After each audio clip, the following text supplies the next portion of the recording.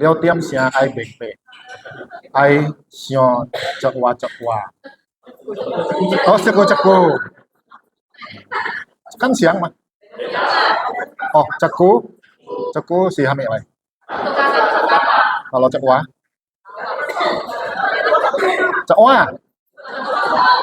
Oh, nah, cai leo kan ye Hokkien wa ane ku ane sio kaho kong eng bun wa. Ya lah ya. Ya baik Ibu Bapak. Oh, udah pencet. Ya. Baik ya, selamat malam. Namo Sanghyang Adi Budaya, Namo Budaya. Terima kasih atas kehadiran di malam keempat. Saya tidak akan mengatakan malam terakhir, karena kita tidak pernah ada malam pertama. Dan saya selalu berharap bahwa saya akan kembali bisa berjumpa Ibu Bapak, meskipun belum tentu Anda mau jumpa saya. Kenyataan dalam hidup adalah apa yang kita inginkan belum tentu yang dia inginkan juga. Oleh sebab itu, kita mesti menangis tanpa air mata. Tetapi sungguh, apa tadi? Lupa, nanti lihat aja update-annya ya. Baik Ibu Bapak, kita mulai dengan hening sejenak, menghadirkan diri kita di sini dan di saat ini. Kita siapkan motivasi bajik kita untuk belajar bersama.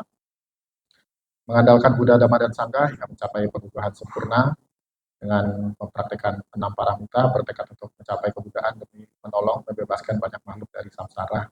Hari ini kita berkumpul untuk menambah pengetahuan dan kebijaksanaan kita agar kita bisa menjalani hidup dengan baik, dengan bahagia, sehingga kita juga mampu untuk membahagiakan orang-orang baik atau orang-orang yang ada di sekitar kita. Semoga kegiatan malam ini berlangsung dengan lancar, semua orang mendapatkan manfaat dari pertemuan satu. Ya. Terima kasih. Sekedar info, saya baru upload video di Instagram, tolong dikontak dulu supaya di-accept kolaboratornya ya. Oke Ibu Bapak, ini adalah malam keempat dan saya mau buat keputusan yang baik. Sebenarnya waktu kemarin ditanya sama Koyanto mau bawain topik apa, ada banyak topik yang bisa disampaikan. Biasanya saya akan berbagi topik-topik yang keren, seperti orang bikin ketoprak dengan berapa cabai? 25. Tapi kemudian saya sadari bahwa saat ini saya perlu menyentuh benih-benih kebahagiaan saya. Saya juga perlu bahagia. Akhirnya saya memutuskan untuk menggunakan topik The Art of Happiness. Dan ternyata bagus ya. Semakin sering seseorang membicarakan kebahagiaan meskipun dia sedang berada di balik penderitaan, itu kemudian menyentuh benih-benih kebahagiaan. Semoga juga dengan kita berkumpul, kita akan mengerti apa itu kebahagiaan dan buat hidup kita jadi lebih bahagia. Oke? Nah, karena itu pertanyaannya. Ini pertanyaan yang kita jawab sejak 3 malam yang lalu. Semoga ini bisa menjadi tambahan informasi buat Anda semua. Dan ya jangan heran ya kalau namanya kita kelas matematik, biasanya Anda akan melihat slide-slide sebelumnya sebagai apa ya? Colo lulang eki tio o. Eki. Ya, refresh bahwa pada dasarnya semua makhluk mau bahagia. Makhluk-makhluk yang pernah menyebabkan luka atau duka di dalam hati Anda, batin Anda, pada dasarnya mereka juga makhluk yang sama. Mereka ingin bahagia. Hanya saja cara mereka untuk membahagiakan dirinya itu kemudian tidak sama dengan apa yang kita yakini. Akhirnya apa yang kita mau tidak sama dengan apa yang dia inginkan. Karena apa yang dia inginkan berbeda dengan yang kita mau, akhirnya yang terjadi adalah pedih, luka. Tapi kita mesti balik ke salah satu hal yang paling prinsipil di dalam diri semua manusia. Mereka mau bahagia. Itu ya yang menjadi dasar. Lalu, nah kita akan masuk ke salah satu bagian yang terkait dengan jalan Arya berunsur 8. Sedikit ya, kalau di Arama Buddha Anda akan banyak menemukan bahwa jalan untuk mencapai pembebasan atau merealisasi nibbana itu disebut sebagai jalan Arya beruas 8. Kata Arya di sini merujuk kepada jalan yang telah ditempuh para Arya, orang suci. Ada 8 ruas maksudnya, bukan ada 8 jalan. Dulu waktu kita sekolah kita belajarnya itu 8 jalan utama. Setelah didalami, istilah yang pas itu adalah jalan Arya berunsur 8, beruas 8. Yang pertama adalah cara pandang, kedua adalah cara pikir. Nah, cara pandang, cara pikir kemudian akan menjadi dasar bagi kita untuk cara berperilaku, cara berucap, dan cara hidup. Nah, itu udah 5. Nanti yang satu lagi adalah cara berupaya. Tenang Ibu Bapak, nggak keluar ujian besok. Ini sebagai pengantar. Jadi di cara berupaya, sebenarnya cara berupaya ini terkait dengan nanti yang berikutnya, cara konsentrasi dan cara samadhi. Hanya saja hari ini kita bahas yang terkait dengan kita aja sebagai rumah tangga. Ya, jadi uraian uraian komentarnya ini lebih ke urusan yang meditasi. Cuman saya tahulah kita ini semua adalah tukang meditasi pada saat hari Minggu atau cai cabgo. Betul? Ya, makanya kalau kita meditasi kemudian terbatas ya tidak apa-apa karena kan jarang dilatih. Jadi di suta ini itu kita lihat dulu bahwa kita sebagai manusia biasa, sebagai perumah tangga itu ada hal-hal yang baik dan yang buruk yang adalah dalam kehidupan kita sehari-hari. Saya nggak sempurna, dan Ralim juga manusia biasa, ada keburukan, ada kekurangan, dan penting bagi kita untuk tahu bahwa kalau di suta ini dijelaskan, yang buruk-buruk ini dihentikan, yang udah ada dihentikan, yang belum ada jangan dimunculin, cegah. Sedangkan yang baik itu ditimbulkan yang belum ada nih, kebaikan-kebaikan yang belum ada. Jadi kalau misalnya ibu bapak, ya saya senang sekali saya melihat wajah-wajah yang selalu datang. Semoga bukan datang melihat saya ya. Nanti kecewa soalnya. Karena besok saya udah pulang. Rindu itu berat. Aku aja. Ya, tapi kalau Anda datang ke wihara karena sudah ada ketertarikan kepada Dhamma, yang tadinya mungkin berpikir, agama Buddha ini susah, banyak ritual, banyak sembahyang, banyak orang Medan bilang cengkonek. Aneh aduh, tau kak hina, yang ini, yang itu, sebanyak ini, sebaik itu. Tapi kemudian Anda masuk kelas ini, enggak ya. Dan memang sejatinya agama Buddha adalah agama yang, kalau boleh bilang bebas ritual, bebas upacara. Ritual upacara yang dilakukan oleh orang Buddha itu terkait dengan budayanya, kultur. Paling gampang begini deh, di Indonesia, umat Buddha bukan cuma suku Tionghoa. Ada teman-teman kita dari suku Jawa, mereka juga Buddhis. Di Lombok ada orang Sasak, suku Sasak yang beragama Buddha. Mereka punya budayanya sendiri. Mereka punya kebiasaannya sendiri. Nggak sama kayak gitu. Paling gampang ya, kita bilang kalau upacara kematian itu bakar rumah-rumahan ya. Nah, kok orang Buddha yang suku Jawa, kok enggak? Kenapa orang Buddha yang Tionghoa? Medan lah, apa Riau ya, Riau masih ya, Medan masih, atau orang Tionghoa yang tinggal di Jakarta. Nah, kenapa orang Buddha yang non Tionghoa tidak melakukan itu? Dari sini kita bisa simpulkan bahwa itu semata-mata hanya budaya. Jadi kalau ibu bapak datang ke kelas ini selama 4 malam berturut-turut dan merasakan satu hal yang berbeda, oh ternyata agama Buddha mengajarkannya seperti ini, langsung kepada kebutuhan kita sehari-hari. Anda tumbuh minat untuk belajar Dhamma. Nah ini dipertahankan, kalau bisa diperbanyak. Jadi sudah mulai muncul. Sudah mulai muncul. Makanya wihara-wihara itu tetap perlu untuk mengadakan kelas-kelas seperti kelas Dhamma tematik seperti ini atau KDAB. Karena biasanya ada aja umat yang baru tertarik kepada Dhamma dan mereka masuk kelas dan mereka takjub. Oh ternyata selama ini saya salah ya. Saya kira agama Buddha itu Sun Gokong, Tom Samcong, Supakai, sama satu siapa lagi? Sacing.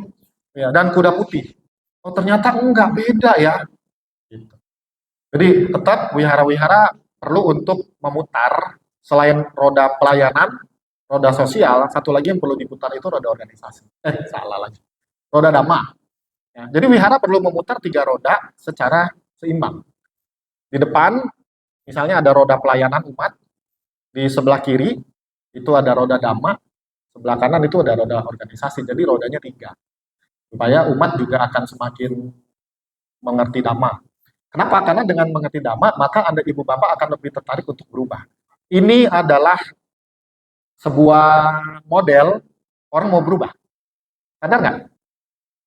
Ya, jadi kalau orang mau berubah, dia sadari dulu apa yang kurang. Bisa nggak sih kita menggugah orang untuk berubah kalau dia tidak sadar kalau itu buruk?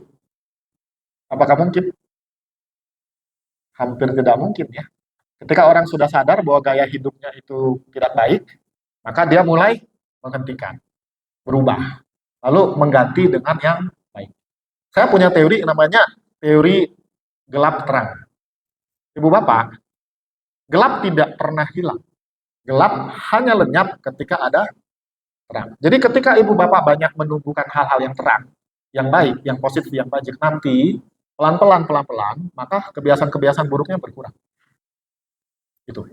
Sehingga kalau Anda mau berubah, mau mengurangi kebiasaan-kebiasaan buruk supaya bisa lebih bahagia, kuncinya adalah memperbanyak yang positif-positifnya, yang baik-baiknya. Gitu ya. Baik. Jadi kita masuk ke topik yang berikutnya, bukan topik terakhir karena banyak sebenarnya. Di laptop saya, folder yang happiness itu kurang lebih ada 8. Ini saya masih test the water, saya pilih-pilih aja yang biar nyambung. Ini judulnya apa? Say no to happiness. Diterjemahkan dengan katakan tidak kepada kebahagiaan. Ini nggak salah judul ya. Temanya kebahagiaan. Judulnya katakan tidak kepada kebahagiaan.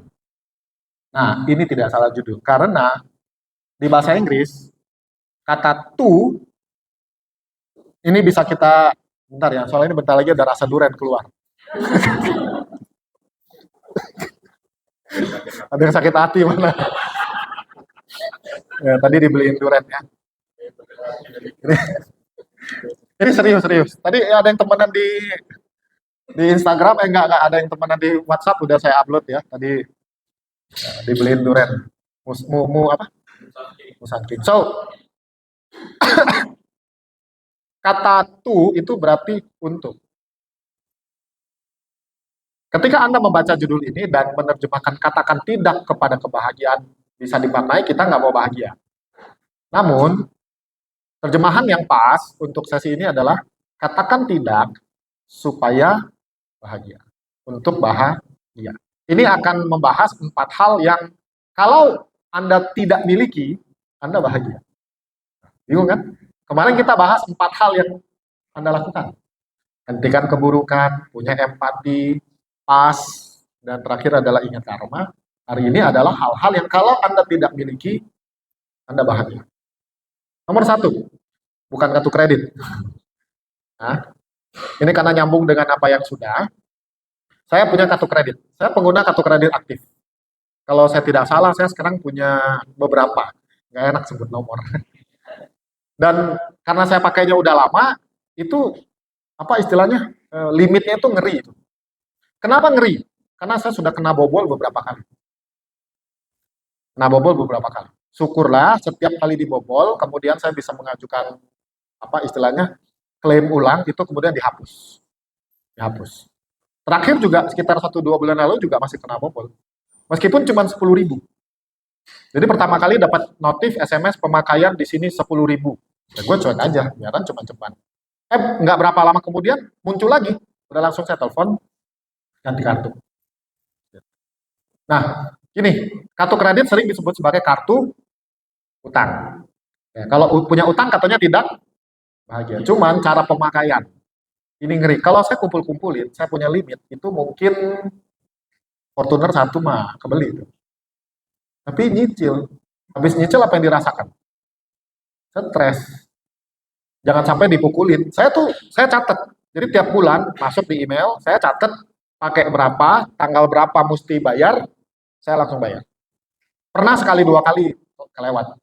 Ya, bunganya kecil lah, mungkin cuma nggak sampai jutaan, langsung bayar. Tapi nggak sampai saya kena dipukulin. Maksudnya apa? Ingat kemarin kita belajar bahwa tanpa hutang adalah suatu bentuk kebahagiaan. Nah, di sini sekali lagi kita belajarnya dari Sutta, di Ina Sutta di Anguttara Nikaya. 6 itu, teman Ibu Bapak, biar saya ajarin sedikit yang saya tahu ya. Di agama Buddha, salah satu yang sulit itu adalah belajar Tripitaka. Kenapa? Karena jumlahnya ribuan. Ada yang pernah jadi Kristen? Jangan bongkar masa lalu ya. Pernah lihat Alkitab? Alkitab tuh tebelnya segini. Alkitab itu, karena saya ada beberapa buku yang membuat saya harus baca Alkitab, itu nama-namanya nggak gitu sulit. Ada empat Injil utama tuh. Markus, Matius, Petrus, dan Yohanes. Itu murid-murid Yesus, 4 yang gede. Nah, terus ada nanti ada kitab Kejadian, Kisah Para Rasul, Oh, kita jadi belajar kitab ya. Maksud saya di Buddhis ini agak rumit sistemnya. Mau tahu? Simpel ya. Tripitaka itu punya 4 nikaya bahasanya. Empat buku besar. Kita mulai dari istilahnya adalah Diga. Diga, coba ulang. Diga. Diga ini adalah kitab yang isinya khotbah panjang. Kenapa disebut khotbah panjang? Karena itu puluhan halaman. Diga. Lalu kedua disebut Majima. Majima itu tengah, sedang. Khotbah yang durasinya sedang. Ini nanti depannya M, MN. Jelas? Lalu ada kitab yang disebut Anguttara. AN. Nah, biasa depannya AN tuh. Anguttara itu disebut bertahap, bernomor. Jadi, Anguttara, contoh gini, Anguttara Nikaya 6. Berarti dia bahas 6 hal. Kemarin lihat nggak? Anguttara Nikaya 4. 4 hal yang membahagiakan rumah tangga. Nanti nomor 45 itu Sutta ke-45. Itu cara bacanya. Itu yang pakai terjemahannya Sutta Sentral. Jadi, oke, ujian ya. Yang panjang namanya? Yang menengah? Pinter. Yang bertahap? Anguttara. Lalu ada satu lagi 4. Ini disebut Samyutta. Samyutta itu khotbah yang saling terkait. Aku pun sebenarnya bingung apa yang disebut saling terkait. Pokoknya disebutnya gitu aja, Samyutta. Ada satu lagi, karena tidak dianggap masuk, namanya Kudaka. Ya, Kudaka itu nggak, ibaratnya teman, nggak diajak temenan sama yang 4 ini. Nggak masuk dia. Tahu Dhammapada? Dhammapada itu termasuk yang nggak punya teman. Jadi Dhammapada itu masuk ke dalam kelompok Kudaka Nikaya. Ya. Ya, umat Buddha sesekali pernah dengar ginian lah ya. Nanti kalau ditanya, kamu Buddha ya? Iya. Apa kitab sucinya? Paham ya, Pak? Jadi 4 nikaya besar dan 1 yang di luar. Nah, UAPU ini cuap-cuap mesti tahu ini. Ya, segampang kok. Cara belajarnya gampang. Panjang, menengah, bertahap, dan link berkaitan. Satu lagi, nggak temenan. Sama kayak kita kemarin tadi siang ngafalin apa? Ngafalin nilai-nilai budaya. Ya. Oke, so di kitab ini Buddha menjelaskan kemiskinan dikatakan sebagai penderitaan di dunia. Kita mesti buka mata ya teman-teman ibu bapak, bahwa yang namanya kemiskinan itu merupakan penderitaan. Tentu kita akan tanya, yang disebut miskin ini seberapa banyak, yang disebut kaya seberapa banyak. Secara sederhana kalau kita merujuk satu sutta yang namanya Pugala Sutta, di situ Buddha ada menjelaskan tentang orang yang terlahir di tempat yang gelap. Kita ulang ya, seperti apa? Lahir di tempat atau lahir di keluarga yang miskin. Nah, kondisi miskin ini kemudian membuat mereka tidak mampu memenuhi kebutuhannya. Jadi mungkin kalau kita lihat di Indonesia, ada uang sekolah, uang listrik, segala macam, orang ini lahir di keluarga yang tidak mampu memenuhi kebutuhan itu. Itu ya. Nah, terus begitu pula dengan berutang. Jadi bisa dikatakan di sini, kemiskinan dikatakan sebagai penderitaan, begitu pula dengan berutang. Tentu dalam konteks ini kalau kita hidup bebas dari utang, ya kita bebas dari rasa cemas, kekhawatiran, dan sebagainya. Kita sudah kupas ya kemarin ya. Kita nggak akan bahas lebih banyak di sini karena ini topik yang cukup sensitif. Sebagian dari Anda mungkin punya utang dalam bentuk bisnis atau rumah. Bahkan kata orang, kalau nggak beli pakai KPR, lu kapan bisa beli rumah? Tentu kita harus bisa bedakan di sini utang yang sifatnya produktif dan konsumtif.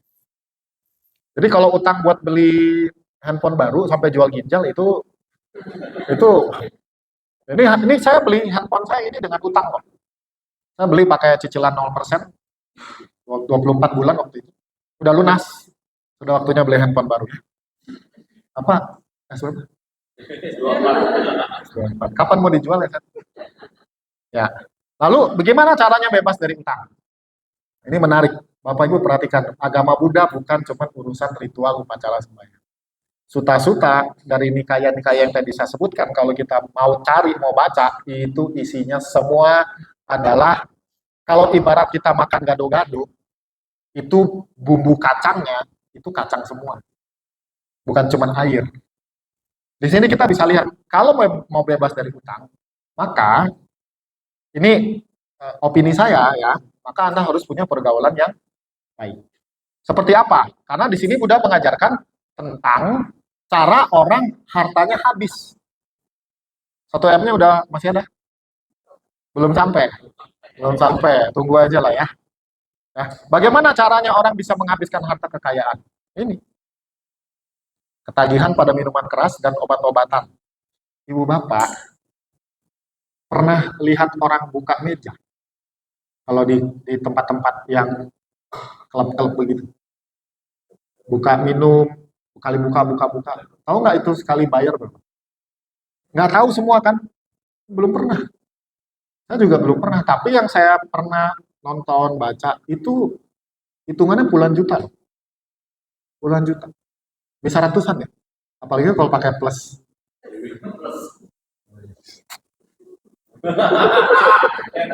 Wah, plus ya.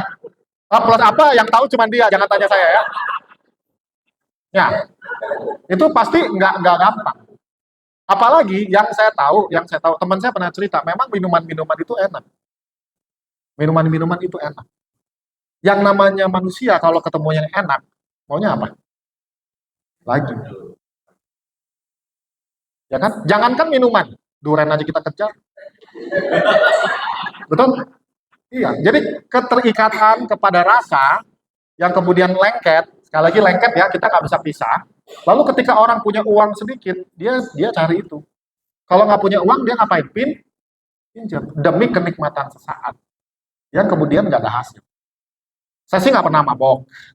Nggak pernah mabok, jujur Bu. Percaya sama saya. Saya mah cemen, gitu-gitu saya cengeng, saya nggak bisa. Suruh saya minum tuh saya langsung muntah. Saya nggak pernah nyobain. Kalau senakal-nakalnya saya cuma smoking. Biasa lah ya, biar keren kan. Biar ganteng gitu. Wah, zaman dulu kuliah di kampus tuh masih boleh ngerokok. Jadi keluar dari kelas udah langsung pasang tiang-tiang semua. Tahu nggak kenapa? Karena merasa keren. Di depan cewek itu kalau ngerokok itu kayaknya keren banget. Rasanya tuh maco, Marlboro Man. Yes. Nah kalau kita mau amati, ini semua adalah hal-hal yang membuat kita habis duit. Berkeliaran di jalanan pada waktu yang tidak tepat. Gini Bu Bapak, kita bisa komentari, ini kan Buddha ngomongnya dulu, 2600 tahun yang lalu. India pada saat itu, dan Indonesia juga pada saat itu kan gelap gulita. Kalau kita jalan kemana-mana, bahaya nggak? Bahaya. Tapi bahayanya sekarang dengan dulu, menurut saya mirip-mirip aja. Ya dong, Anda bisa dibegal. Belum nanti ketemu yang enggak di jalan. Gitu ya. Terus mengunjungi tempat hiburan, ketagihan berjudi. Nah, bergaul dengan teman yang jahat. Secara sederhana, teman yang jahat itu bisa didefinisikan sebagai orang yang mendorong kita untuk melakukan hal-hal yang buruk. Atau menjauhkan Anda dari tempat-tempat yang baik. Suami Am, itu Livia lang ayah. Yang pacualu ya. Lagi karaoke aja. Baik camilang lah, hilang yoga lah. Ya. Serius, teman yang baik adalah teman yang mendorong Anda untuk melakukan yang positif.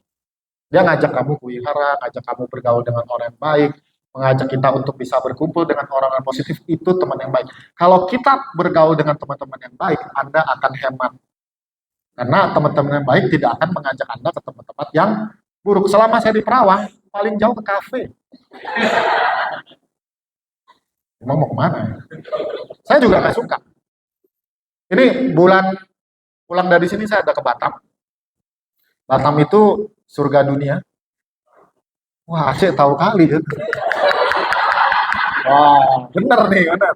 Nanti tolong ya, info-info. Oh, bener. Wes, pokoknya tuh surga dunia. Temen saya, ketua Majelis Budaya Indonesia, mainnya kemana? Kok nanti ke wihara ya? Siap. Nggak ada, nggak ada. Nggak merasa gagal atau nggak merasa nggak keren. It's okay. Jadi kalau Anda punya teman yang baik, Anda akan berada di pergaulan yang baik. Ya. Duit habis juga kalau kewihara. Iya sih habis ya. Tapi habisnya kan buat orang baik, untuk hal-hal yang baik ya. Baik ya, kita lihat. So, supaya bahagia, kita bebas dari utang, dan paling tidak ada satu sumber, ada satu penyebab supaya kita bisa bebas dari utang, artinya kita bisa mampu menjaga harta-harta yang kita sudah kumpulkan. Hati-hati karena ini adalah sumber pemborosan. Ketagihan kepada minuman keras dan obat-obatan. Ya. Terus berkeliaran di jalan, main di tempat hiburan, ketagihan berjudi, bergaul dengan teman jahat, dan malas, juga ketemu koko ganteng. Tidur dia ya. Oke, berikutnya. Ya, kan hari ini kan kita udah bahas hal-hal yang tidak Anda miliki dan Anda bahagia. Saya tadi waktu saya bikin slide ini, saya cari gambarnya. Wah, Eva bilang ini pasti lucu nih. Beneran ya, tanpa penyakit, tanpa sakit. Seperti hari ini, Bapak Ibu lihat. Oke, di Suta ini kita bisa melihat bahwa ada dua jenis penyakit. Satu namanya penyakit fisik, satu lagi penyakit batin atau mental. Saya termasuk yang jarang sakit. Tapi keperawan terakhir tumbang juga. Tapi banyak perawatnya, terima kasih. Apa? Teh itu beliau bikin Lohanko, ada satu teh itu kalau minum pahit sekali, itu saya minum tuh sembuh. Ya, wang cik walau cik ya, saya cocok di situ. Jadi kita bisa bebas sakit setahun, 2 tahun, 10 tahun. Saya bahkan sampai umur sekarang saya tidak pernah diopnam di rumah sakit. Asuransi bayar terus. Karena saya nggak mau tiba-tiba ke Hong Tai harus membagikan penggalangan dana. Pasang foto saya, saudara kita Upasaka Padita sama Vita Hendralim yang dikenal sebagai Moming telah mengalami sebuah kecelakaan fatal yang membutuhkan pengobatan sebesar 150 juta, harap transfer ke nomor kredit. Saya nggak mau. Jadi saya punya asuransi, saya bayar, dan sampai hari ini saya tidak pernah klaim. Untung kan? Saya adalah nasabah yang dicintai perusahaan asuransi. Bayar terus, nggak pernah klaim. Benak saya simple, saya nggak bayar itu buat orang lain. Ya. Saya cara pikirnya gitu aja, saya nggak mau ngerepotin orang. Tapi meskipun saya tidak pernah sakit fisik, jarang, ya paling-paling pilek, batuk, jiphong, ya kan? Jiphong bener jiphong ya. Kalau jiphong gampang, perut selesai. Pakai apa namanya? Obat segala zaman, segala usia namanya tolak angin selesai. Tapi yang namanya sakit secara mental atau batin, kita nggak pernah sembuh. As stated as in this suta. Hanya para arahat. Nah, makanya tuh saya kasih tanda kuting kinya asawa. Kinya itu artinya orang yang telah menuntaskan asawanya. Ya. Oke, so mari kita lihat keberuntungan kalau hidup sehat. Kesehatan adalah keuntungan terbesar. Ya, arogia parama laba. Bukan loba ya. Laba. Laba itu dalam bahasa Indonesia-nya juga keuntungan. Apa yang bisa dilakukan oleh orang sehat? Jogging, olahraga, yoga, badminton, dan ngunjungin orang sakit. Betul? Ya. Terus kalau kita sehat, kita punya banyak kesempatan untuk melakukan hal yang positif. Anda hari ini bisa datang ke Wihara Dhamma Santi Perawan ya karena sehat. Fisik sehat. Bisa sekolah, bisa segala macam, bisa ikut retret, bisa melakukan hal-hal yang sifatnya spiritual. Lalu yang perlu kita ingat adalah jangan sampai orang atau jangan sampai kita kerja mati-matian untuk cari duit, lalu duitnya dibayar untuk gini. Ya, kita kerja mati-matian cari duit, duitnya dipakai untuk bayar rumah sakit. Ya, saya melihat kalau hidup di sini tuh semacam slow living juga ya. Nggak banyak stres ya. Ya. Jangan banyakin stres, jangan dibanyakin duit. Ya, slow living memang tidak segemerlap kota besar. Tapi di sini saya yakin Anda hidup paling tidak kemana-mana berapa menit. Saya sering bilang, ngesot sampai. Saya tadi diajak pergi, jam berapa? Jam 5:30. Saya udah mikir, 5:30. Duh, setengah 8 mau ada acara.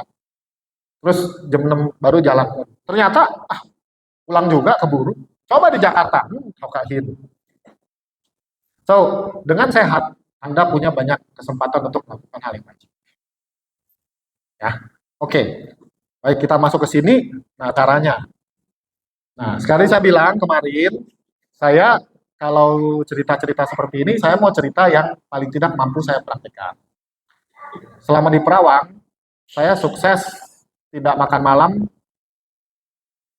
kecuali kemarin. Ya, kemarin makan mie sedikit. Ya, aduh, belum lagi. So, in my daily life, sudah hampir lebih dari 15 tahun saya tidak mau makan malam. Tapi gini Ibu Bapak, sebenarnya saya petik suta yang dimana Buddha menjelaskan seperti ini. Tapi ada juga satu suta yang lain, karena teman saya baru tunjukin bahwa Buddha juga bijaksana. Ini jangan jangan ditelan mentah-mentah ya. Kalau Anda kebutuhan gizinya atau kebutuhan asupannya itu banyak, hati-hati. Kalau saya nggak butuh. Apalagi selama saya tinggal di Perawang ini 4 sehat lebih daripada 5 sempurna. Lengkap. Gitu. Jadi saya tidak butuh makan malam. Bahkan di beberapa kota saya harus menolak. Cuman saya paham sekali ya, kalau saya pergi ke kota-kota seperti Perawang, nanti Rengat, atau kota-kota tingkat 2, nggak ada hiburan.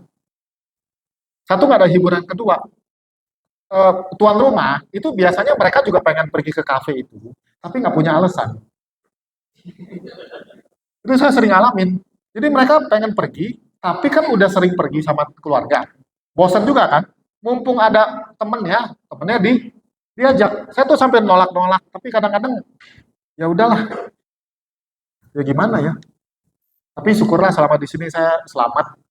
Teman-teman pengertian sekali bahwa saya tidak makan malam. Ya. Ada dua alasan kenapa saya tidak makan malam. Alasan pertama itu adalah kesehatan. Alasan kedua adalah alasan keuangan. Nah, anak kos.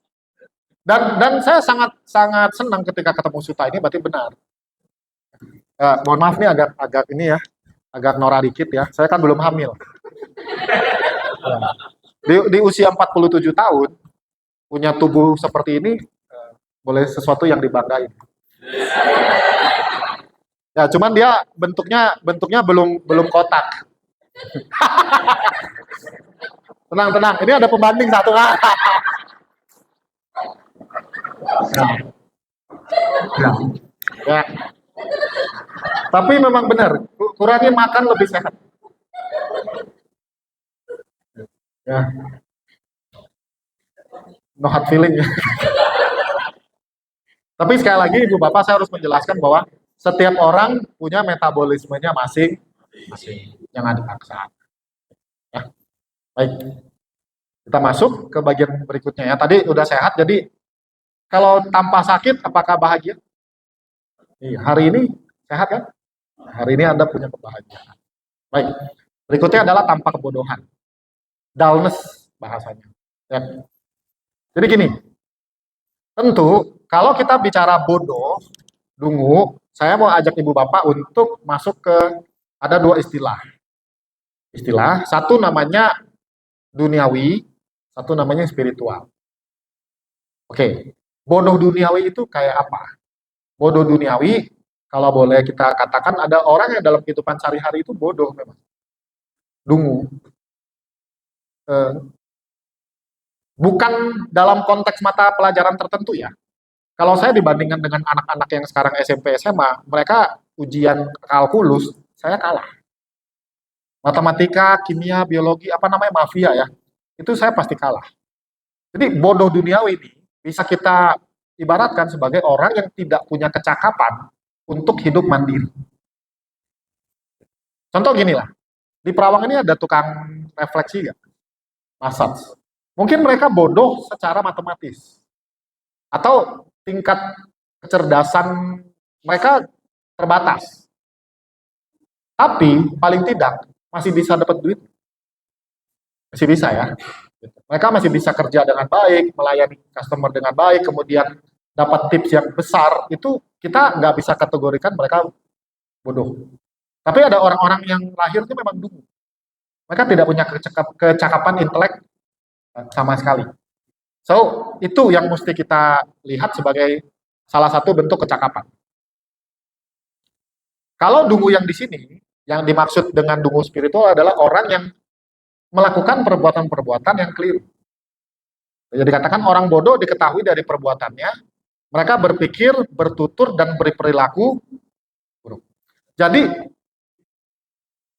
meskipun orang itu cerdas, pinter intelek, tetapi kalau lakunya menurut ini, itu maka disebut sebagai orang. Koruptor-koruptor itu apakah orang dungu? Salah, apakah orang intelek? Jelas. Bahkan pada satu sidang korupsi yang menunjukkan bagaimana direktur rumah sakit itu bisa mengatur sampai urusan surat-surat obatnya lah, tanda tangan dokternya lah, itu semua dia bisa korup. Itu bukan orang bodoh. Sistematis, secara intelek dia pinter. Tetapi secara spiritual dapat dikategorikan sebagai orang. Masih nangkep ya? Jadi orang dungu yang dimaksud di sini adalah orang-orang yang bertutur, yang berperilaku, yang berpikirannya buruk. Meskipun kelihatannya mereka hidup senang, tapi sebenarnya ada bahaya yang mengintai. Bahayanya apa? Nah, bentar, ini saya kebalik. Ya, ini. Jadi kalau di bala pandita suta, bala itu artinya kekuatan, power. Pandita itu orang bijaksana. Jadi di bala pandita suta, ibu bapak, kita bisa belajar. Ada kerugian menjadi orang dungu. Ada tiga penderitaan. Pertama, jadi gini, ketika orang-orang berkumpul dan menjelaskan apa yang pantas, ada yang bagus, dan mereka kemudian merasa bahwa mereka berperilaku buruk, maka mereka sadar, saya melakukan hal-hal yang tidak pantas dan tidak tepat. Kedua, ketika melihat kalau di sutanya, raja menghukum.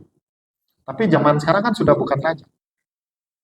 Ya. Jadi secara simpel deh, kita ambil contoh aja. Kalau di sini, nggak di sini lah, kalau ada seseorang itu korupsi, belum ketahuan, tapi dia udah lihat temennya satu persatu, sudah mulai gugur nih. Sudah mulai diciduk-ciduk. Tinggal tunggu waktu, giliran dia.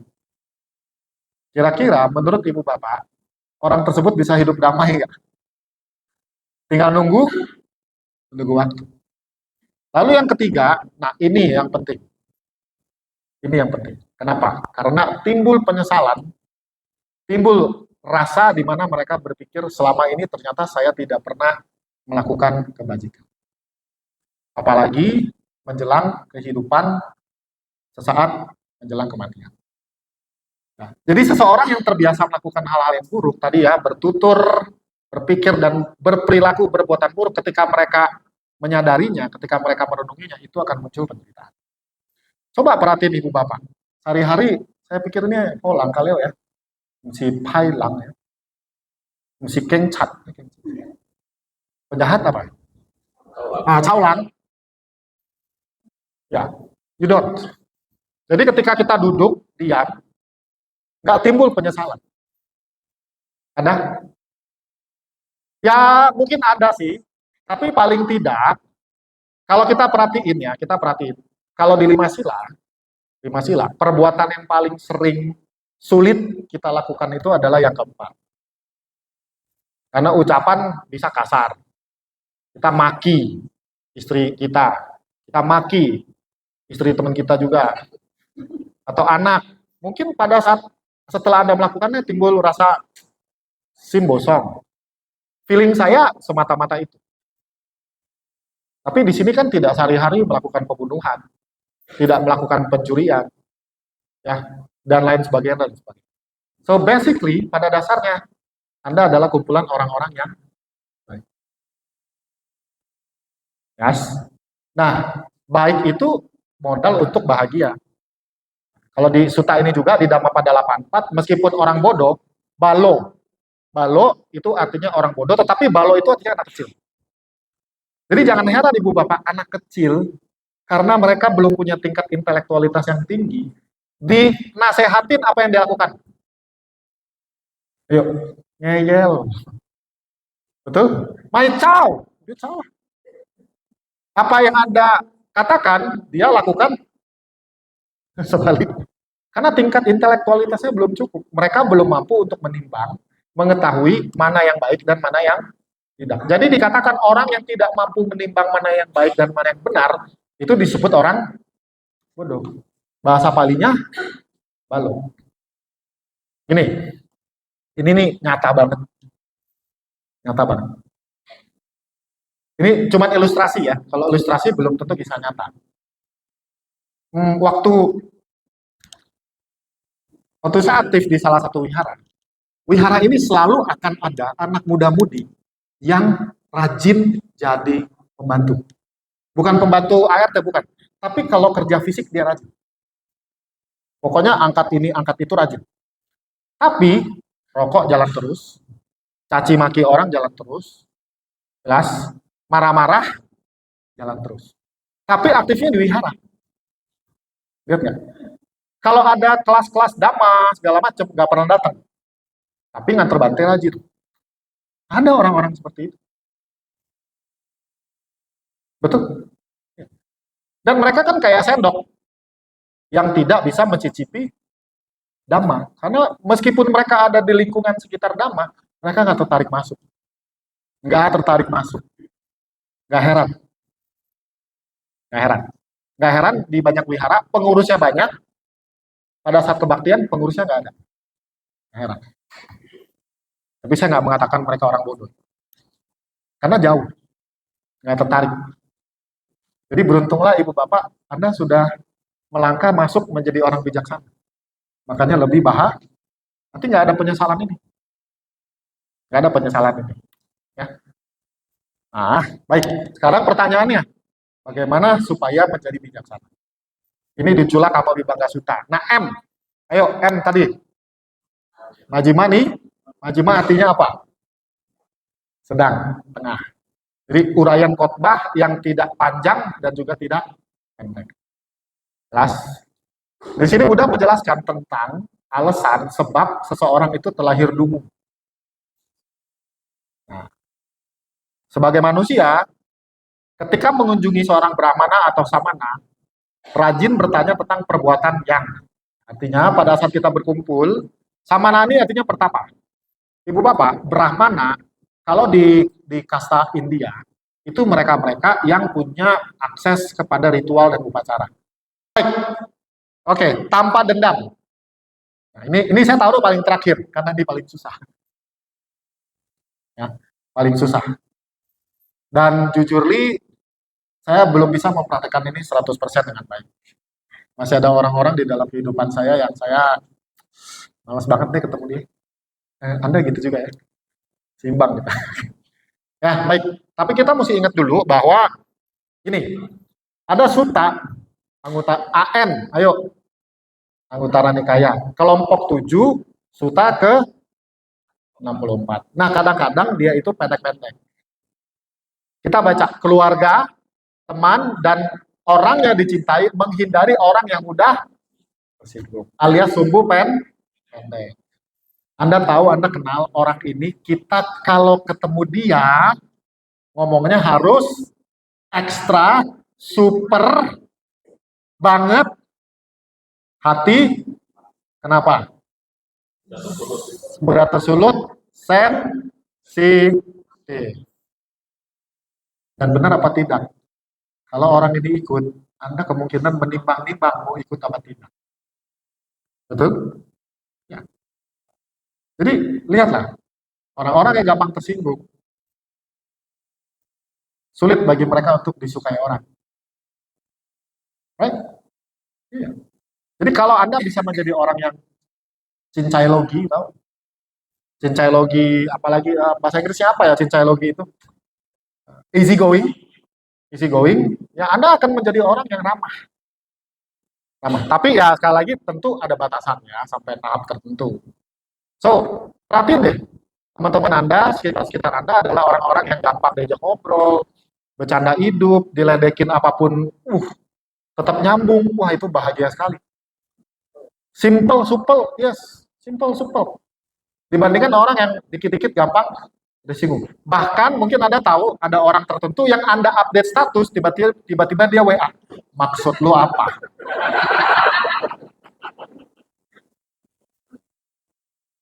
Ada. Kita bingung, maksud gue nggak ada, bohong, belahlah dadaku. Kau akan tahu betapa jujurnya hati. Tapi ada kan, bohong, nyinggung gue kan? Enggak, pasti.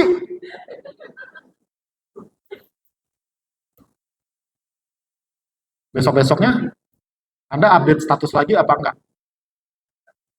Update lah. Kebahagiaan dia bukan tanggung jawab Anda.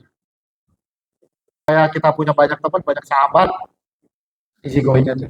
Bahkan di dunia, saya belajar sedikit tentang pergaulan ya. Sebenarnya kalau kita diledek orang, itu ledek balik. Itu baru seru. Jadi orang yang diledek juga memang dia punya tangki cinta kasihnya besar. Gak apa-apa orang lain tertawa karena diriku, karena aku tahu tertawa mereka adalah kebahagiaan buat aku.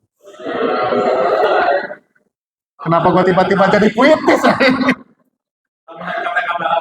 Ya, oke. Terus supaya kita juga bisa sadar bahwa cara untuk bisa mengurangi ketidaksukaan itu kita pahami dulu apa yang disebut sebagai 3 jenis masalah. Ini kata-kata salah satu orang yang banyak mempengaruhi saya. Orang lama udah meninggal ya. Jadi masalah itu ada 3. Kontrol langsung, kontrol tak langsung, dan tidak ada kontrol.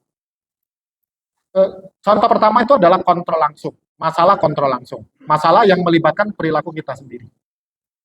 Jadi cara hidup kita, cara kita makan, cara kita kemudian berkomunikasi, segala hal itu kita yang nunjukin masalah. Jadi kalau misalnya udah tahu gula darahnya sudah 98, itu jangan kalau pesan makan itu manis semua. Kalau saya masih 93 aman. Lalu kontrol tak langsung. Masalah yang melibatkan perilaku orang lain. Nah, ini yang kemudian ibu bapak harus ketahui. Akan ada banyak peristiwa di dalam kehidupan kita, orang-orang berucap, berkata, sesuatu yang kita nggak bisa kendaliin. Nggak bisa kita kendalikan. Makanya dibawa santai aja. Nggak usah gampang tersinggung. Dia update status apa, kita baca. Kayaknya ini nyolek gua nih. Apakah itu pasti nyolek kita? Masih tanda tanya. Bisa aja dia nyolek orang lain. Tapi kita terlalu sensi. Ini jangan-jangan ngomongin gua nih, ngomongin gua. Belum tentu. Dan bayangkan kalau kita menjadi orang yang gampang tersinggung, sedikit-sedikit baperan. Kira-kira ada nggak sih orang-orang yang mau deket, ngobrol, temenan? Nggak ada. Ya. Dan berikutnya adalah masalah yang tidak ada kontrol. Anda harus tahu. Hujan, siapa yang kontrol? Nggak ada. Udah mau janjian pergi, jangan esule kan? Udah gaya rambut andilau, baru keluar rumah, jeger, hujan. Bisa ngapain? Nggak bisa. Ini yang Anda harus tahu ya. Ups, ngaco. Jadi sekali lagi, ini saya uraikan cukup cepat, karena memang sebagai tambahan saja, supaya kita tahu. Nggak gampang, apa istilahnya, kebelek. Biasanya orang-orang gampang tersinggung karena berpikir bahwa orang itu sengaja. Padahal belum tentu. Itu hanya sebuah status. Nah, ya. Dan apa akibat dari lekas marah, terlahir tidak rupawan? Ini suta juga yang menjadi perenungan buat saya. Ya. Saya kan nggak ganteng-ganteng banget. Dari angka 1 sampai 10, angka saya itu paling mentok tuh 8.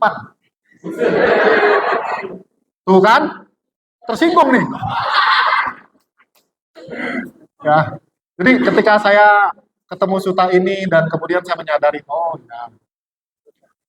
ya, ternyata saya menemukan sebab kenapa di kehidupan sekarang Andi Lau, Aaron Kwok, Richiren, Song Hye Kyo itu lahirnya seperti itu.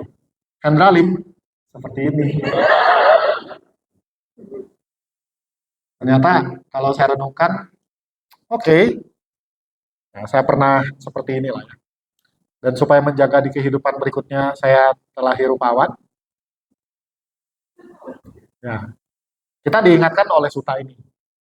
Tidak mudah marah, tidak mudah tersinggung. Ketika orang mengkritik, kita tidak terusik, tidak dengki, tidak dendam, dan sebagainya. Semoga bisa dipraktikkan ya. Oke. Ya. Jadi ini hal-hal yang kalau kita tidak miliki, kita akan happy. Tidak punya utang. Oke. Tidak sakit. Ayo, tidak dungu. Tidak dungu ya. Dungu ini bukan dungu intelek ya.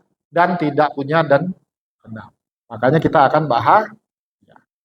Ini yang tadi di mobil saya bilang, 4 hal yang sebaiknya dihindari.